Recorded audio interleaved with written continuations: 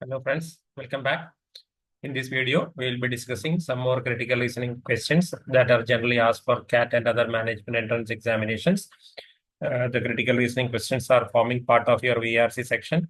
In many exams, it will not be asked separately. It will be forming part of the RC passages. So for tackling the RC passages, you need to have two particular very important skills. One is your reading speed, comprehension, vocabulary, etc. Second one is your critical reasoning ability. So that is why both these skills are very, very important. So that is why we are doing both VRC exercises as well as critical reasoning exercises separately so that your logical skills are developed contemporaneously with the reading comprehension skills so that you become fully adapted tackling the RC passages in CAT and other management entrance examinations. So before starting the video, I would like to give you the regular advice, that is, please attempt the exercise on your own before watching the video. The link is provided in the description. So please do the exercise, then come and watch the video. That will be maximizing your learning. So many things you would have tried to understand, or you had some problems in understanding, that would become clear when you do the exercise first on your own and then watch the videos. Okay, so we'll straight away go to the questions. First question. This is talking about some advertisements put out by the manufacturers of household appliances, and they are exhorting or advising the people to purchase the food processors. Why?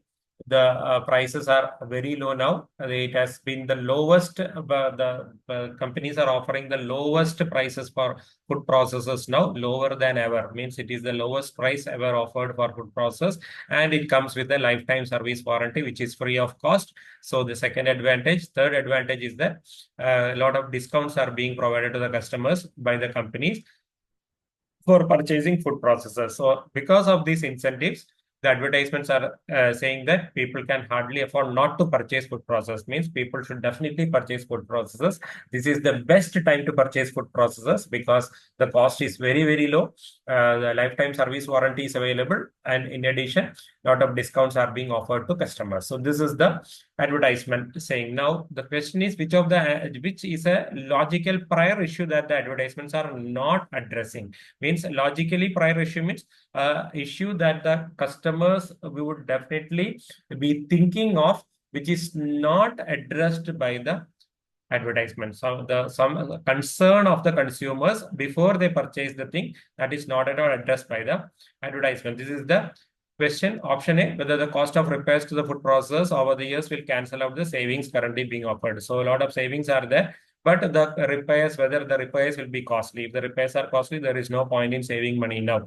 But that is already, this concern is already addressed by the advertisement, because it says that it is a free lifetime service warranty. Means during the service life cycle of the product, there will be completely free service warranty. So they don't have to worry about the cost of repairs. So this concern is not going to be a logical concern because it is already addressed by the advertisement. Second one, whether potential customers have the required need for food processors to justify purchasing them. Yes, this is a good concern because customers, their first thought will be whether we need food processors at right now or not. Since they are offering it at a very cheap price, doesn't mean that you purchase something which you don't need. So this kind of a need for the food processor is a concern that is not addressed, or that is not attended to by the advertisement. So this is a probable answer. Keep it in your mind. Option C, whether the heads of the companies which are manufacturing food processors on food processors themselves. Normally, no consumer will think about this aspect. Do we ever think about whether the heads of the companies who are offering us some products, whether they are using these products or not? We don't normally think about such kind of things. So this is not going to be a logical concern. So this is not your answer. Option D, whether the food processors currently being advertised will be outdated within the next 5 years. Means whether the model will become old and new models will come. Definitely new models will come because it happens in all the industries or all the consumer products where one product you purchase within 1 year or 2 years, a new model is there in the market. But just because a new model is coming, will we be avoiding purchase of a model? No, because this concern is not a real concern, because anyway at present, this is the latest model and we will purchase it, or customers will be purchasing it. And even if there is a new model coming, there will not be any outdated. This will not become outdated because there is already a free lifetime service warranty. Means you can use the product as long as the product is working, because it is all the lifetime service warranty is there. So the question of the product getting outdated or expired will not happen, because the service warranty is there in order to continue to keep the product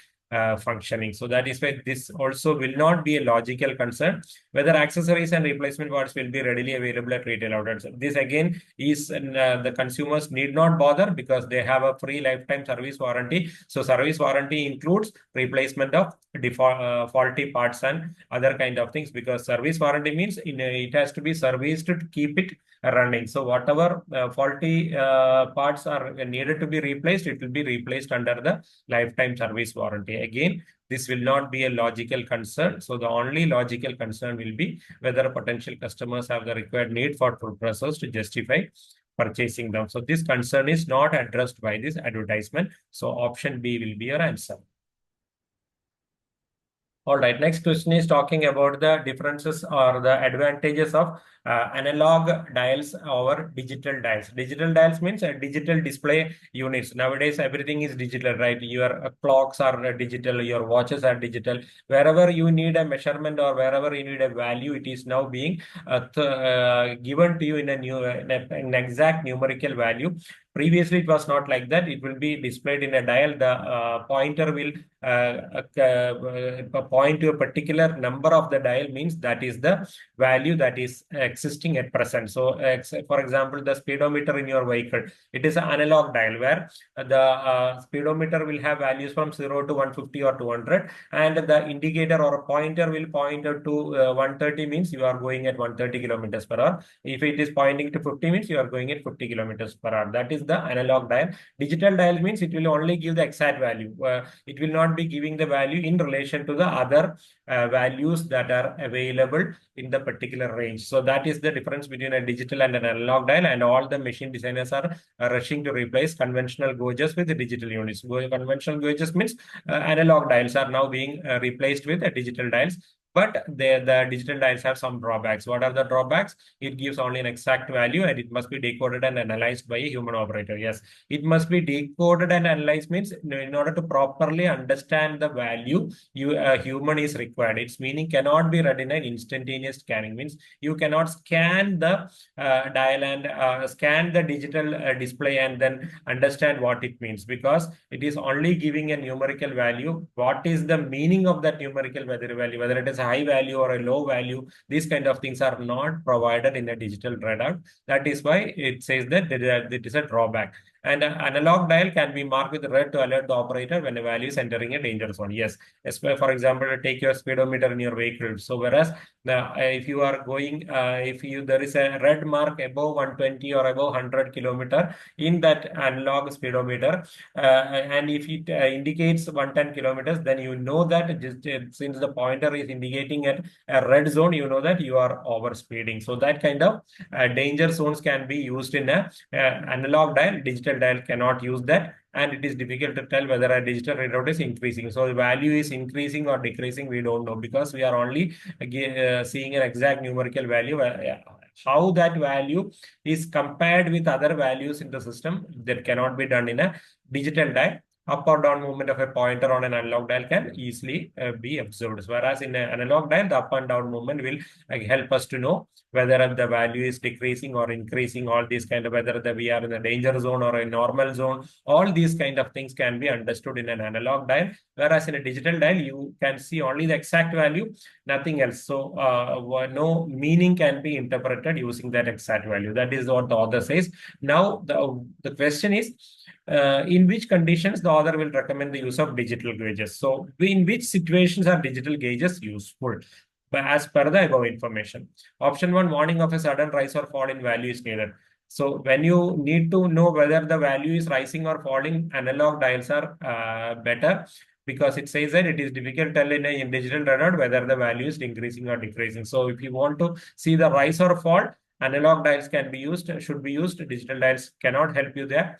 An operator must read and interpret several gauges within a few seconds. Means he has to read and interpret different dials in a very short time. So in such cases, which is useful, analog or digital. See, it is to interpret it. He not only has to read, he has to understand the meaning. Whereas if the passage says that when a digital dial, its meaning cannot be understood in a instantaneous scan. It cannot be read and decoded, analyzed, and read in the read can definitely, but it cannot be understood. So here you can read it within a few seconds, but you will not be able to understand it. For that understanding, digital dials are not useful. Only analog dials are useful. So that is why this option is also wrong. Option 3, a precise numerical value is essential. Yes, because digital dials are giving a precise numerical value, exact numerical value. Digital dials give you exact numerical value. How it is to be compared with other values or what is the meaning of that value, it is not required, only an exact numerical value. In such cases, digital dials are useful. So option 3 or the third statement only is the situation in which digital dials can be used among the 3 statements given. So option B will be the answer, 3 only. All right, go to the third question. Okay, the third question is talking about an argument made by the authors against the demand of increased wages by labor leaders. Labor leaders means the leaders of employee unions. So obviously from the passage we can understand that the employee unions are, or the leaders of the employee union, they are demanding higher wages by saying that the economic distribution of wealth is not equal. So the author says that the current or the central economic problem is not the distribution of wealth. So distribution of wealth means how wealth or the economic benefits of development are distributed among different sections of the society. That is called distribution of wealth. So the employee union leaders are saying that there is unfair distribution of wealth. So rich people are getting more wealth, whereas poor people are not getting a fair share of the wealth. So there should be increase in the wages. This is a demand by the employee union leaders. The author says that the current problem now facing America is not the distribution of wealth, it is the productivity. And productivity is stagnant right now. Stagnant means not improving, it is staying at a permanent place. So since it is stagnant or even declining, so it is either stagnant or declining. So as a result of which, the economic pie is no longer growing. What is economic pie? Pie means a small cake which is circular in shape. Cake, which is so the economic benefits are compared to a pie. So it can say that the benefits of economic development, so or economic growth. So economic growth is not there. So because of no productivity or less productive, there is no economic growth. And labor leaders are saying that unfair distribution, because of the unfair distribution, the slices of the slices of pie, that is why they are justifying their demand. So they are saying that the economic slices means the pieces of the cake that are given to different sections of the society, that is unfair. Means the rich people are getting bigger sizes of the pie, whereas the poor people are not getting a fair share of the pie. That is why they are demanding wages. But the author says that right now this cannot be done. Why? In the past, when the pie was still growing, management could afford to acquiesce. Means when there was a time when the economic growth was there, at that time, yes, the management could easily agree with the demand of the unions. Acquiesce means agree in a reluctant manner. That is acquiesce. Means you are not readily agreeing, but you are agreeing in a reluctant manner. So when the economic development was happening in the past, at that time, the management was able to agree to the demands of the unions, but not anymore, because right now there is no economic development because there is no productivity, and until productivity happens, there can be no justification for the increase in the compensation. So in a nutshell, what we can say, the author is saying that at present, the demand for higher wages of the employee unions for the employees cannot be entertained because the economic growth is not there due to stagnation in productivity. Only when productivity increases and economic growth happens, we can think about the demand for increase in the wages. This is the argument. Now, which of a statement by a labor leader focuses on the logical weakness of the argument? So you have to find the weakness in this argument given above. So what is the argument? The argument is that the compensation or the higher wages, demand for higher wages cannot be entertained right now. And what is the fact that is supporting the argument? The fact is that there is no economic growth because of stagnation of productivity. So we cannot think of an increase in the wages. So any weakness in the argument should be weakening the fact that supports the argument. This we have studied in the first reading critical reasoning basics class, or in the basics video we have discussed it.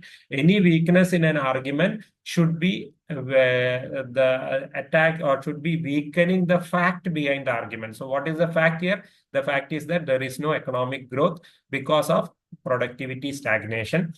That is why the argument says that the demand for higher wages cannot be entertained. So now think about us, or find a statement that is weakening the fact behind the argument. Option A, although the economic pie is no longer growing, the portion of the pie allocated to American workers remains unjustly small. This is a repetition of the statement that is already made in the paragraph. The employee unions leaders were saying that there is unfair distribution of wealth, so we need more money or more salary. So that is the justification given. Then it has already been answered in the paragraph by saying that when economic development was there, we could agree to that demand, but now economic development is not there, so the demand cannot be entertained. So this is not exposing any fresh weakness. It is already discussed in the passage, and the answer to this was already given in the passage.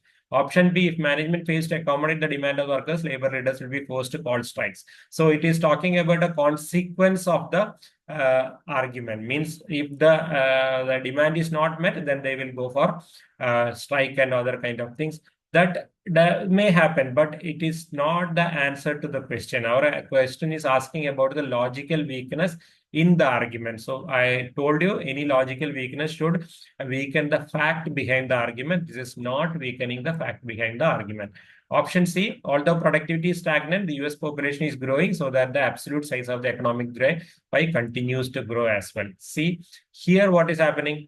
It is accepting that the productivity is stagnant, but it says that still the economic growth is there.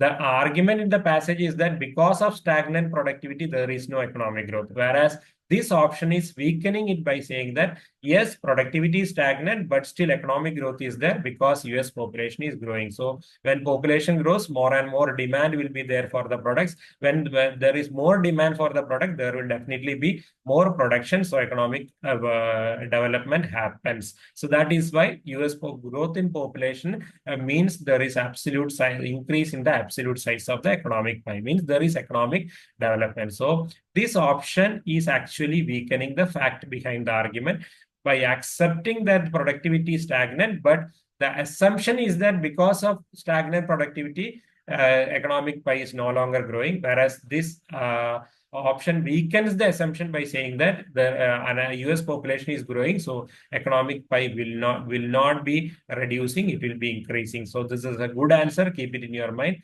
Option D, as a labor leader, I can be concerned only with the needs of the working people, not with the problems faced by the management. This is not an argument at all. It is actually just a statement saying that I am not bothered with all these your reasonings and other kind of things. I am only bothered with the problems of the people, not the problems of the management. So here the weakness of the argument in the passage by the management is not at all addressed here. So this is why this is not a good answer. Option E, the stagnation of US industry has been caused largely by factors such as foreign competition beyond the control of American workers. So here, what is the problem? This statement is talking about the reason behind the fact. So we are having a fact. This statement is saying that the stagnation is because of the globalization and foreign competition. Probably true, maybe true, but will that make the logic wrong? No. Whatever be the reason, the stagnation is there in US industry, as a result of which productivity is not there. So economic growth is not there. So stagnation is maybe because of factors such as foreign competition. That is not an issue here. It is not going to weaken the argument. The argument is that because of stagnation, no productivity is there. So this option says that even when stagnation is there, the productivity or economic development is still there happening. So our demand for more wages is justified. So this is why option C is the correct answer and the best answer for this question. Always think about the questions and the logic very, very carefully so that it becomes a habit in your mind to analyze the things in a scientific and logical manner. Once you develop this skill, you will definitely be applying it in real world situations, not just in VRC. When you become a corporate leaders and all, this is very much required. So that is why this skill is a very important skill that will help you not only in your exam, but in your entire career. All right, go to the fourth one. Freud's theories on the working of the mind, while brilliant for their day, were formulated before the advances in neurophysiology and biochemistry. So this passage is basically saying that Freud had produced a lot of theories regarding the psychology of individuals and their actions, etc. They were very good at that time. But at that time, there were not much advances in neurophysiology and biochemistry. Today, we have a deeper understanding of the biological components of thought. So neurophysiology and biochemistry are the biological components of psychological behavior. So Freud only concentrated on the psychological aspects of behavior, but there are certain biological, means physical aspects concerned with your body, neurophysiology, biochemistry, etc. So at that time, these things, these scientific branches had not developed too much, but now these things are developed. And now they are regarding emotion and behavior that was Dan was dreamed of 80 years ago. So when Freud developed these theories on psychological theories regarding the working of the mind, these kind of things were not there. So at that time, his ideas were very good. But now it would be foolish to continue parroting Freud's psychological theories as if these advances have never occurred. Means you should not ignore these advances and continue to parrot means repeatedly say something without understanding. It is called parroting, like what a parrot does. Parrots, when you teach some words to a parrot, it will keep on saying it. It will not be understanding it, but it will be saying it. So it is foolish to continue saying the Freud psychological theories without understanding it and by ignoring the developments in biological aspects of behavior. This is the meaning. So now, what is the option which the author would most likely favor? Something that the author will definitely support that option, you should understand. So the abandonment of most of Freud's theory means all the Freud's theory should be completely abandoned. This is an extreme suggestion. Yes, he says that it would be foolish to continue parroting Freud's psychological theories, ignoring the scientific advances in biology. But that doesn't mean that he is not saying you should completely ignore the Freud theory. So this, if you don't have a better answer, maybe we can think about it, keep it in your mind. Option B, a greater reliance on biological rather than psychological explanations. So it says that you should give more importance to biological explanations rather than psychological explanation.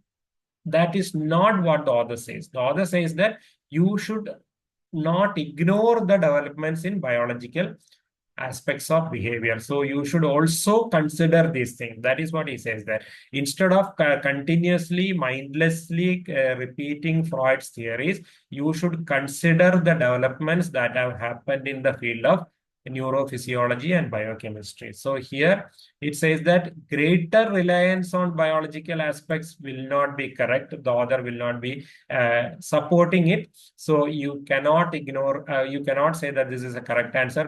It means that you should ignore the psychological explanations and depend only on biological explanations. That's not correct. A critical re-examination of Freud's place in the history of biology. What it says that history of psychology, sorry. So it says that you should re-examine the importance of Freud in the history of psychology. Is it correct?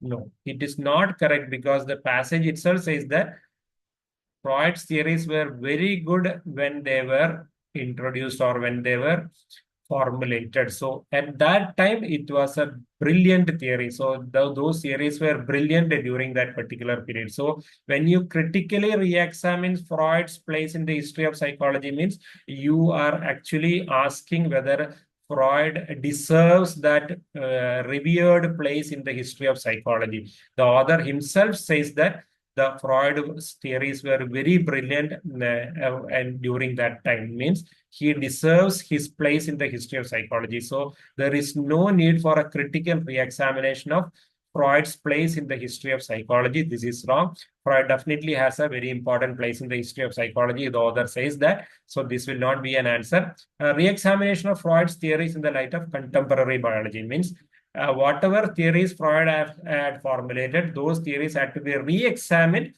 by taking into account the advances occurred in the other scientific fields. Yes, very good answer, because re-examination means re-evaluation of Freud's theories by taking into account the contemporary biology. That is why the author is saying that you should not ignore the developments happened in other fields and continuously repeat what Freud is saying. So the re-examination of Freud's theories by in the light of contemporary biology is a good answer. So it is a better answer than a complete abandonment.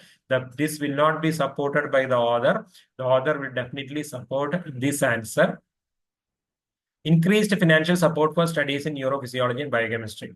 We don't know, because the passage is not saying anything about whether the developments in neurophysiology and biochemistry are lagging because of lack of financial support. Nothing to that effect is stated here. So there is no mention about any financial support. So, or financial need for a financial support. So we cannot have any basis for thinking that the author will be supporting this opinion. So the very clear answer is option D, because there is clear evidence in the passage that the author will be supporting this statement, option D.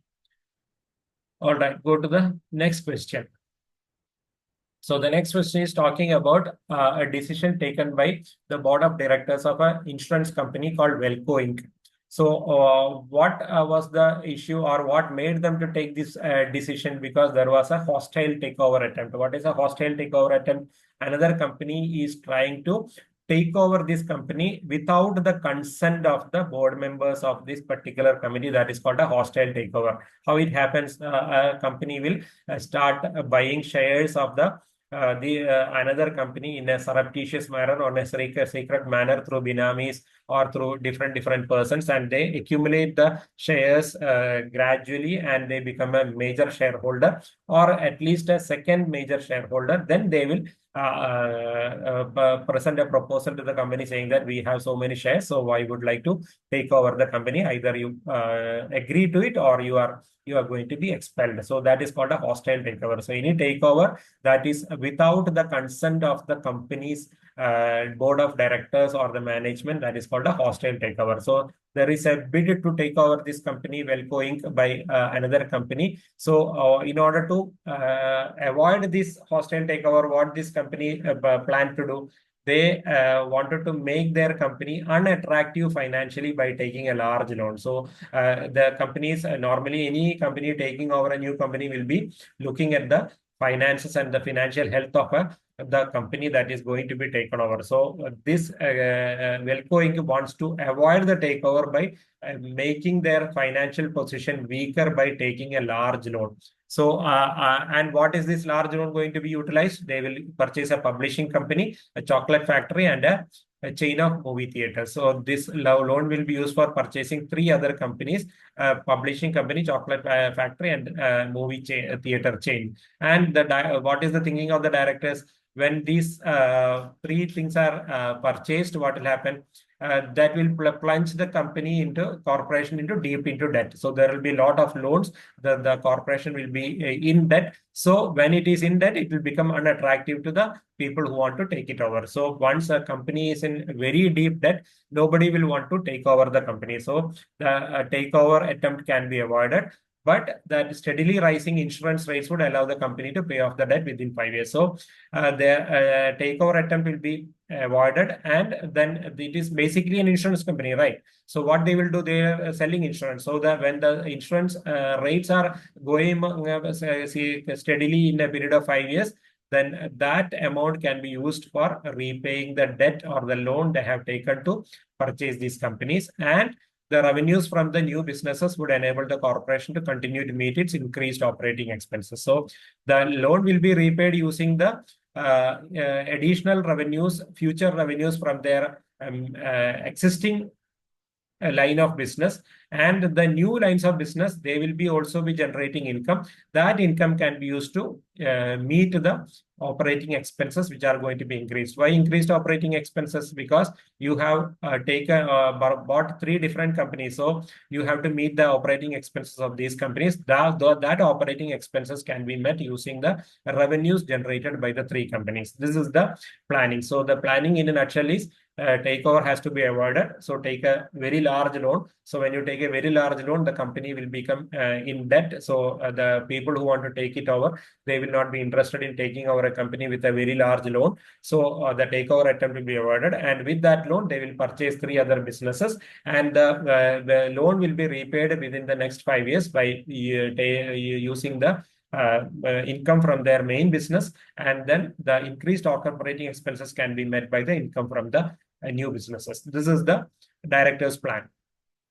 So, and ultimately, the diversification would strengthen the corporation by varying the sources and schedules of annual revenue. So, ultimately, what will happen? This will become beneficial because they are varying the sources of revenue. So, instead of focusing only on the life insurance and the health insurance sector, they are going to diversify their business by using doing a publishing business, chocolate factory, and chain of movie theaters. So, varying sources and schedules of annual revenue. So, this is the meaning. Now, what is the question? Which of the following, assuming that all are equally possible, would enhance the chances of the plan's success? So all options have equal possibility of happening. So in such a case, which is the best option that will increase the chance of the success of the company's plan? That is the question. Or in short, you can say which option will definitely support the plan made by the company. Option A, widespread drought decreases the availability of cocoa beans from which chocolate is manufactured, driving up chocolate prices worldwide. What will happen? They have purchased a chocolate company, right? So there is a drought because of which the cocoa beans availability is reduced. So the chocolate prices are increased all over the world. So what will happen? More income or more profit for the chocolate factory. So that will definitely be a positive. But what is the flip side here? They are a chocolate factory, right? So they also have to purchase cocoa beans.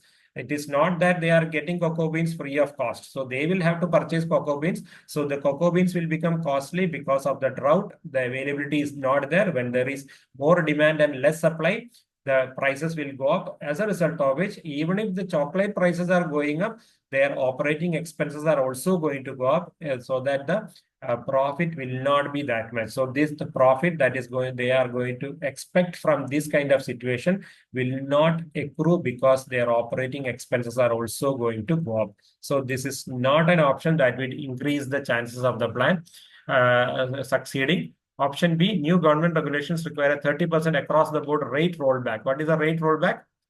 Rollback means reduction of rates of all insurance companies to begin immediately and to be completed within a 5-year period. What will happen?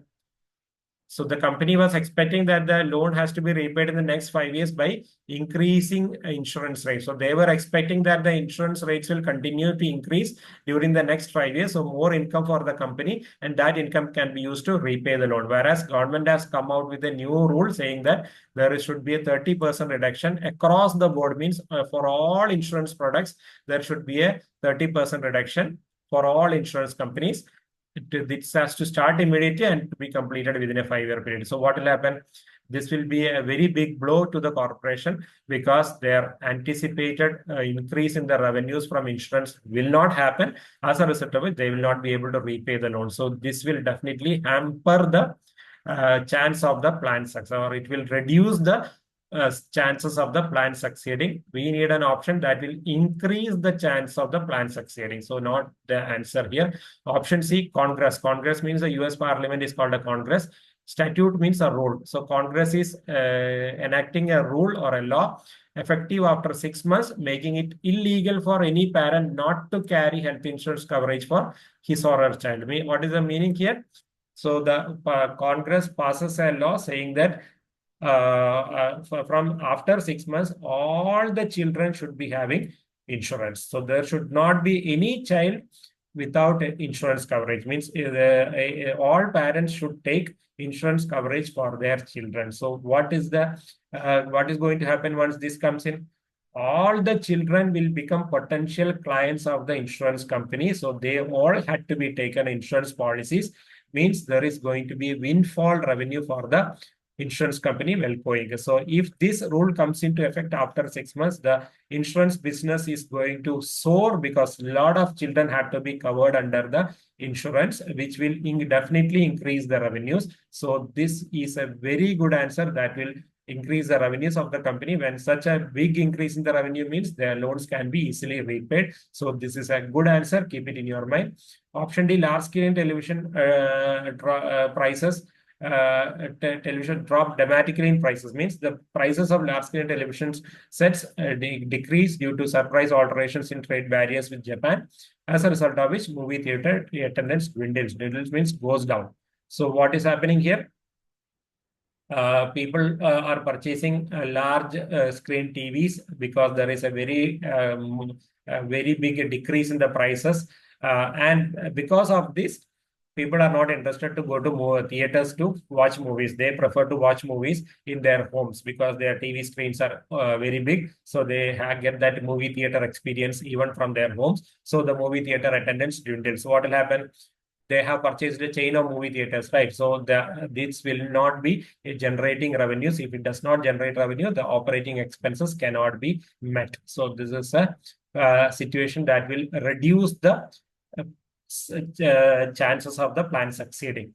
Option E, a new inexpensive process is discovered for making paper pulp and paper prices fall to 60% of their former level. So they are having a publishing company, right? So because of a new invention, the raw material that is used for making paper becomes very cheap, 60% cheap.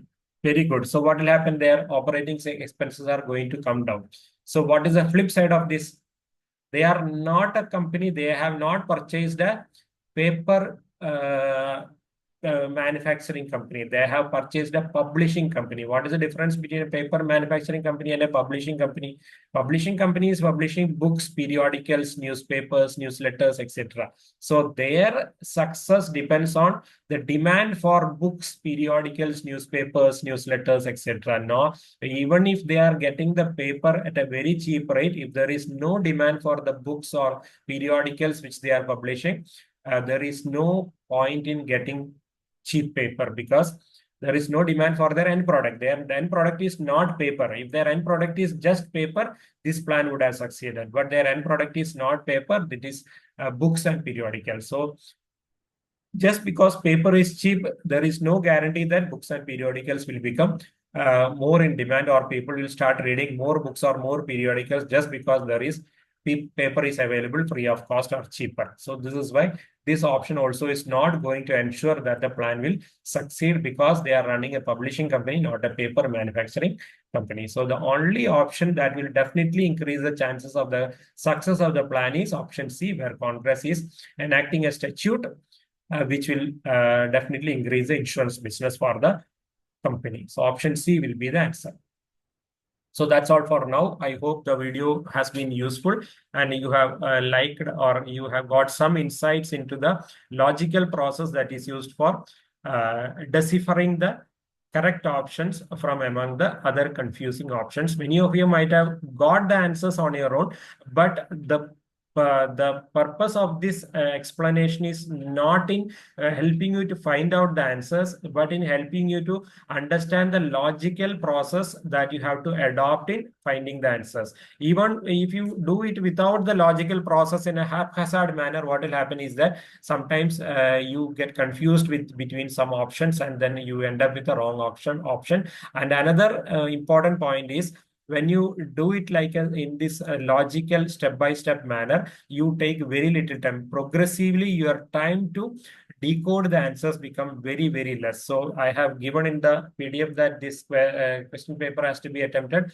in maximum 10 minutes. 10 minutes is maximum. You should be able to attend it in around 8 minutes. That if you are able to attend it in less than 8 minutes, then your logical skills are very good. Otherwise, you need to develop this the scientific or systematic process of logical thinking that will speed up your answering, as well as it will also increase your accuracy. That is the purpose of these videos. So please do watch these videos in detail, even if you have understood the passage and understood the answers, everything. But there might be some things that you might have overlooked, which will be helpful to you. So thank you.